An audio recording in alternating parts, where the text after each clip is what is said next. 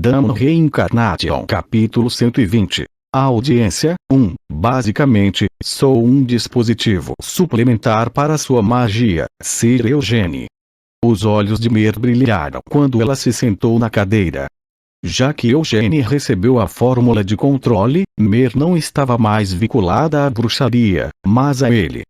Portanto, ela não poderia usar os vários feitiços que era capaz de usar enquanto estava ligada à bruxaria. Então, Sir Eugene, você prefere magia espacial, certo?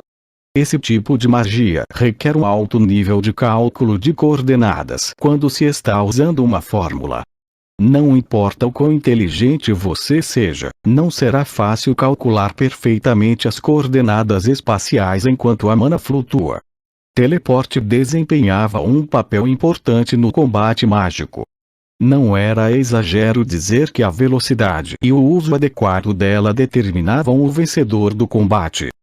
Farei esses cálculos para você. Claro, há outras coisas que posso fazer também. Sir Eugene, atualmente você pode gravar e utilizar as magias do quinto círculo usando a fórmula do Anel de Chamas, certo? Isso mesmo. Em circunstâncias normais, é impossível usar magia pertencente a um círculo superior ao nível do usuário. Mas você pode usar magia até o sexto círculo, certo? Se eu ajudar, você poderá usar magia 2 círculos acima do seu nível. Isso significa até o sétimo círculo. Claro, estou apenas dizendo isso sem ter feito uma análise aprofundada, e ainda assim exigiria que você conhecesse a técnica e realizasse o encantamento. Ainda assim, será muito mais fácil do que fazê-lo sem apoio. Mer gabou-se. Especialmente se você lançar diferentes tipos de magia ao mesmo tempo e quiser harmonizar os feitiços. Será melhor você mesmo tentar, em vez de eu explicar. Mer resmungou enquanto descia da cadeira. Ela deu uma olhada ao redor algumas vezes, então correu em direção a Eugene. Abre, por favor. Temos que entrar e fazer isso. Sir Eugene, como você pode ver, não sou uma familiar lutadora. Posso ser consertada quando estiver quebrada, mas ainda assim, não fui construída para o combate mágico direto ou luta corpo a corpo. Mer fez beicinho e agitou o manto das trevas. Eu sou simplesmente uma familiar assistente de magia. Se tiver algum problema com isso, pode construir um corpo de combate para mim, Sir Eugene. Eugene olhou para Mer por um momento. Corpo de combate, hein? Então, basicamente, Mer cuidará do uso da magia e está me pedindo um corpo adequado para o combate. Eugene pensou nos corpos musculosos de Gargit e Avatar. Bem, seus corpos musculosos eram adequados para o combate, tudo bem. Se ele colocasse o rosto de Mer em cima daquele corpo rasgado, Eugene quase vomitou com a imagem mental repugnante. Ele deu alguns passos para trás enquanto cobria a boca. Enquanto balançava o manto para cima e para baixo, Mer franziu a testa e perguntou: por que está franzindo testa tão de repente? Imaginei algo terrível. Que aleatório. Enfim, abra seu manto, por favor. Como Mer pediu, Eugene levantou o manto das trevas e a deixou entrar. Nenhum ser vivo poderia entrar no manto, mas isso não afetava Mer, que era uma familiar. Que tipo de magia você vai usar? Bola de chamas escaldantes. No 8º andar de Acreon, havia o Salão do Calor Escaldante. A magia do Mago do Fogo mais poderoso da história de Arrota estava guardada ali. A bola de chamas escaldantes que Eugene queria usar agora era um desses feitiços. Um pedaço de magia do sétimo círculo. A técnica estava em sua cabeça. Ele também conhecia a teoria, por onde começar e como deixar a mana fluir para realizá-la. No entanto, ele nunca havia realmente a usado. O poder e o impacto da magia do sétimo círculo eram semelhantes a um desastre natural, então era algo muito difícil de controlar. Mana flutuava. Apenas saindo do manto, Mer fechou os olhos quando a técnica na cabeça de Eugênie foi compartilhada com ela. Embora a magia fosse 2 círculos acima, a mana fluía suavemente devido à capacidade de cálculo inata de Eugênie e a habilidade de controle de mana. Sua capacidade de cálculo já era rápida, mas a assistência de Mer encurtou o tempo em vários segundos. Eugênie continuou a fazer o encantamento. Vosh! Uma pequena chama apareceu na frente de Eugênie. A chama não era muito impressionante à primeira vista, era apenas um fio que nem poderia ser considerado uma bola de chamas. Ainda assim, quando apareceu, a temperatura da sala disparou. Ufa! Mer exalou. Seus olhos brilharam enquanto ela olhava para a chama flutuando na frente de Eugênie. Conseguimos! Este feitiço quase esgotou os núcleos de Eugênie. Ele se concentrou na chama enquanto ela avançava lentamente. Seu movimento era lento, mas a chama aumentava exponencialmente à medida que se movia. A bola de chamas escaldantes era um dos feitiços de bola de fogo mais fortes, perdendo apenas para o fogo do inferno. A chama apenas se moveu um pouco para frente, mas já havia se tornado tão grande que quase ocupava metade do laboratório e agora exalava um calor abrasador. Então, a seguir vamos tentar harmonizá-lo com o tipo oposto de magia. Sir Eugênie, você também conhece as magias do Salão do Frio Congelante, certo? Espera! Disse Eugênie enquanto virava a cabeça. Ele sentiu uma presença do outro lado da porta do laboratório. Atrás da porta fechada estava o chefe dos magos da corte, Trempel Vizardo. Ele não ficou surpreso quando a porta se abriu sozinha, mas ficou perplexo ao ver a chama que enchia o laboratório. As pessoas de fora não podiam ver o que estava acontecendo lá dentro, nem sentir a mana no laboratório subterrâneo quando sua porta estava fechada. Portanto, Trempel não tinha ideia do que Eugênie estava fazendo quando a porta foi fechada. Seu queixo caiu. A bola de chamas escaldantes. Do Salão do Calor Escaldante? Magia de 7º círculo. Trempel não conseguia acreditar, e seus olhos tremiam de choque. Os 5 mestres de torre estavam no 8º círculo, assim como Trempel. Em toda a história da magia, não houve nenhum mago que tenha alcançado o 9º círculo além da sábia Siena. Não importava de qual geração fosse, alcançar o 8º círculo era o suficiente para ser credenciado como um arquimago. Havia a diferença de um círculo entre o 7º e o 8º, e essa lacuna era realmente grande. Mas e daí? Tanto quanto Trempel sabia, Eugênie tinha apenas 20 anos. Não havia um único mago que tivesse alcançado o 7º círculo aos 20 anos, nem agora, nem nunca. Mesmo entre a realeza de Arroth, que nasceu para ser mago, não havia uma única pessoa que tivesse alcançado o 7º círculo nesta idade. Lord Eugênie, o que como não, quando você alcançou o 7º círculo? Trempel perguntou, tremendo. Ele era um arquimago e, desde jovem, as pessoas o chamavam de gênio. No entanto, mesmo ele só estava no 4º círculo quando tinha 20 anos. Não alcancei. Ainda estou no 5º círculo. O calor da bola de chamas escaldantes distorcia o ar ao seu redor. Eugênie acenou com a mão e espalhou o feitiço. Você disse que é um mago do 5º círculo. Então, como poderia usar uma magia que está 2 círculos acima? Trempel parou quando seus olhos se arregalaram. Depois que a fórmula do feitiço foi espalhada, a mana desintegrada não desapareceu, ela voltou para Eugênie. Tudo estava muito além da compreensão de Trempel. Eugênie conjurou um feitiço que era mais alto que seu círculo. Não apenas um pouco mais alto, mas 2 círculos inteiros mais alto. E quanto a recuperar mana sem desperdício enquanto dissipava a magia, isso era possível? Era definitivamente impossível para Trempel. Ele estava no 8º círculo e nunca poderia usar magia do 9º círculo, independentemente do quanto tentasse ou do método que usasse. Além disso, quando um mago dissipava sua magia no meio do lançamento, eles podiam recuperar um pouco da mana usada, mas era impossível recuperar a maior parte do jeito que Eugênio havia feito. Além disso, ele estava fazendo isso com uma magia de alto nível. Agarrando-se à cabeça tonta, Trempel deu alguns passos para trás. Se um mago do 5º círculo pode usar a magia do 7º círculo, esse mago pode ser chamado de mago do 5º círculo. Não seria mais preciso classificar o círculo de um mago de acordo com a magia que ele usa. Olá!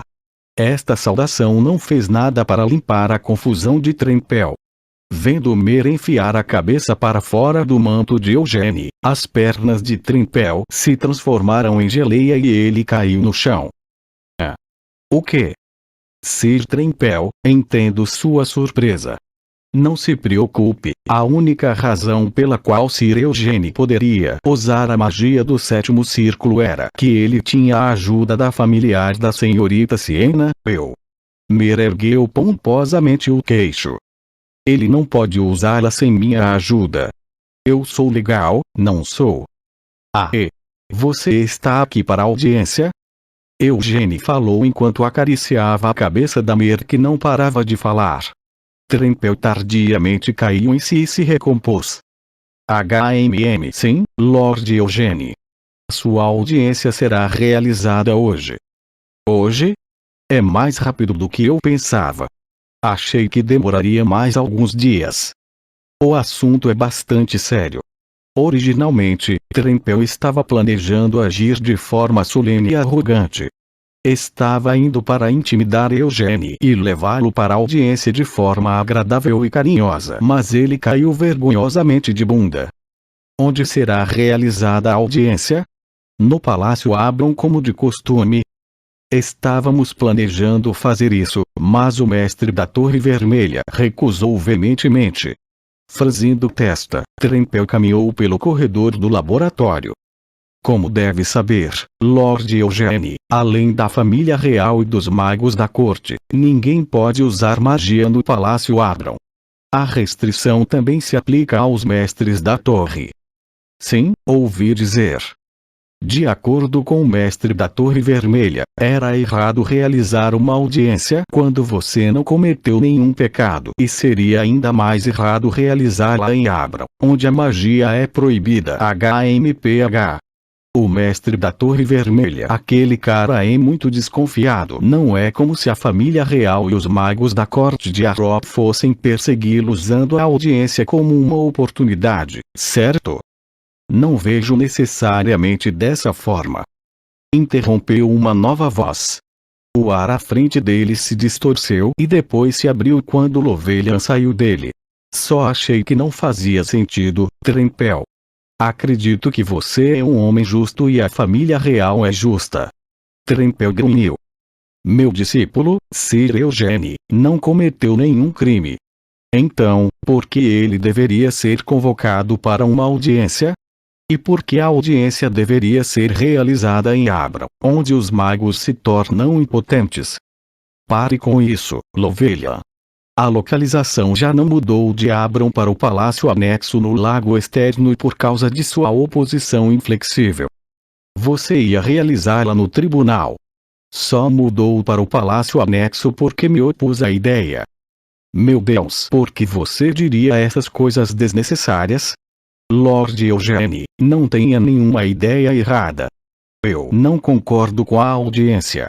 Não gosto da ideia, seja em Abram ou em um tribunal. Entendo. O primeiro-ministro é muito teimoso sobre isso. Bem, como você bem sabe, a caixa é um tesouro significativo para Arop de várias maneiras. Não é um tesouro de Arop, é o tesouro da senhorita Siena. Retrucou Lovelian enquanto olhava para Trempel. Ó céus! Por que você está descontando em mim? Eu fiz alguma coisa? Hein? Droga, já me sinto amargurado por mim, o chefe dos magos da corte, ter me tornado um garoto de recados. Não fique muito bravo. Isso significa que a família real de Aró confia muito em você. Certo, isso mesmo. A raiva de Trempel se acalmou rapidamente enquanto acariciava a barba. Os 5 mestres de torre, o chefe da guilda dos magos e o chefe dos magos da corte compareceram à audiência. Não era exagero chamar esses 7 magos de símbolo de Arot.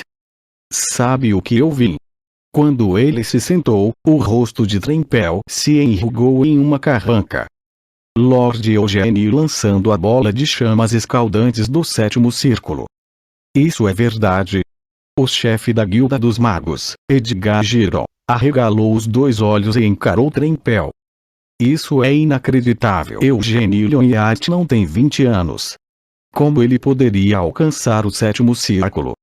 Ele disse que está na verdade no 5º círculo. Como um mago do 5º círculo poderia usar uma magia do 7º círculo? Como eu deveria saber? Trempel deixou escapar com uma careta. Com os olhos trêmulos, Edgar virou-se para encarar Lovelian, que estava sentado do outro lado. No entanto, Lovelian não deu nenhuma explicação a Edgar. Ele apenas observou Eugênio com um olhar orgulhoso no rosto. Você deve se sentir tão desconfortável agora. A mestra da Torre Branca, Melquitel-Aya, sorriu enquanto observava Edgar. Você ainda não está no 7º círculo. Você deve ser 3 vezes mais velho que aquele garoto. Há apenas uma parede fina à minha frente. Você também não disse isso 5 anos atrás? Você se machucou por 5 anos e ainda não conseguiu chegar ao 8º círculo. Mas quando pergunto, você sempre fala sobre aquela parede fina. Com apenas um pouco de iluminação, posso passar por cima desse muro. Mestra da Torre Branca, não me insulte muito. Você está me comparando com aquela criança agora? Bem, não é bem um insulto, mas sim, estou comparando você. Melquitel bateu palmas. O cabelo de Edgar se arrepiou e ele estava pronto para lançar todos os tipos de palavrões. No entanto, realmente não podia dizê-los para Melquitel. Aquela mulher irritante e frívola era uma arquimaga no 8º círculo e a única grande invocadora de espíritos que tinha contratos com 2 reis espíritos. O 7º círculo, em Akasha, tornou isso possível. O mestre da Torre Verde, Generi Cosma, parecia o mais cruel entre os 7 magos. Observando Eugênio que estava sentado em sua cadeira, Generic deixou escapar.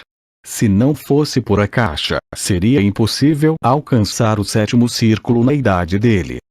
Não o julgue como quiser, disse Lovelian. Sir Eugênio já sabia como usar a magia dos círculos superiores antes de se tornar o mestre de Akasha. HMPH. Você está se esforçando muito para defender seu discípulo, Lovelian Sopes. Ah, espere, é porque ele é filho de Lyonhart, não porque ele é seu discípulo? Os olhos penetrantes de Generic se voltaram para Lovelian. Bem, isso é compreensível. Você viu o primeiro filho idiota antes dele, então quem não pareceria melhor do que ele? Mas você está indo longe demais, mestre da Torre Vermelha. Akasha é o tesouro de Arot. E pensar que o Lyonhart está levando embora, não, o império que eu está levando embora, você não tem o direito de insultar Sir Edward. A energia vermelha despertou como um furacão nos olhos de Lovelian. E acredito que você não está com raiva só porque Sir Eugênio adquiriu Akasha, não é? Você está com raiva porque queria Akasha para si tão desesperadamente, mas ele escolheu outra pessoa como seu mestre. Isso é um baita amor pelo seu discípulo. Você está bem ciente de que nunca posso deixar esse tipo de comentário escapar com um sorriso, certo? Generic disse. Claro que sim. Há quanto tempo nos conhecemos? Faz pelo menos 40 anos. Eu sei o quanto você fica obcecado com seu título de discípulo da sábia Siná e sei que você despreza minha Torre Vermelha, pensando que apenas a Torre Verde é a legítima sucessora da senhorita Siena. Lovelain bufou e desviou o olhar de Generic. No entanto, a senhorita Siena era mestre da Torre Verde 300 anos atrás.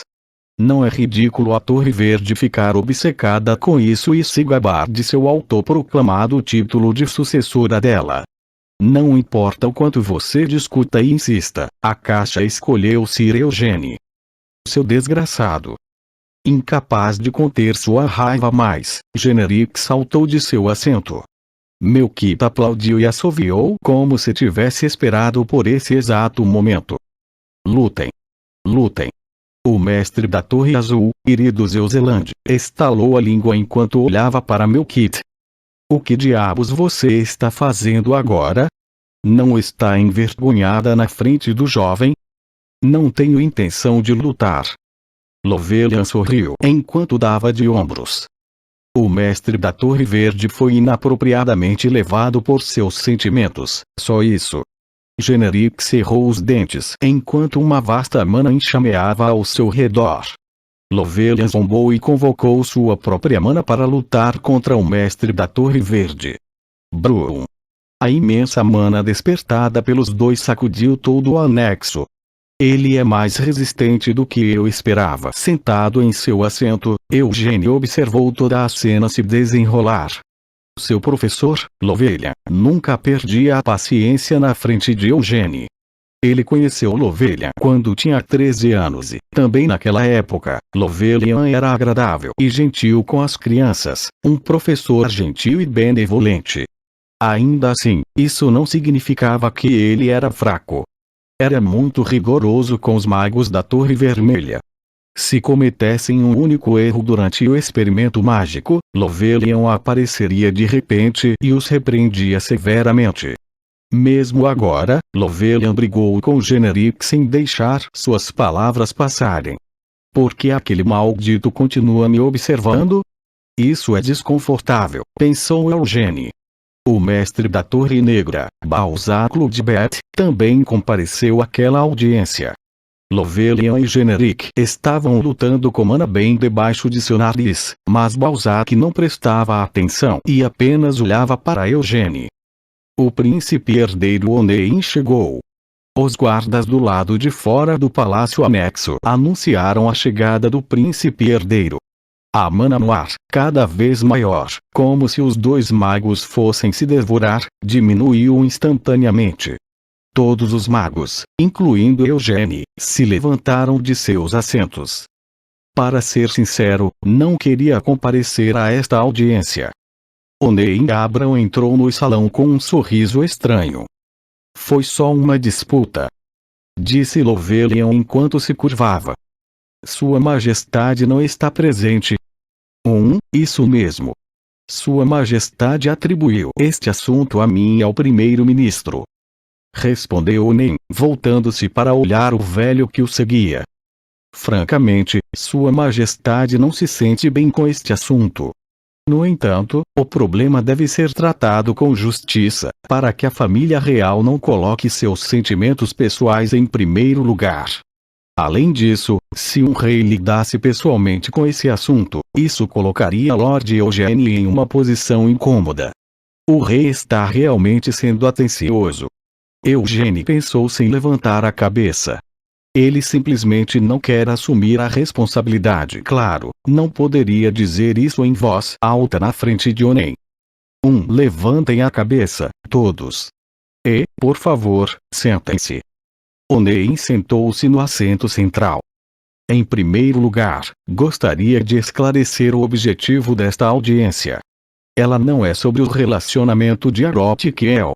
Também não se trata de perseguir o clã Lyonheart usando o poder da família real. Onein continuou enquanto olhava para Eugene.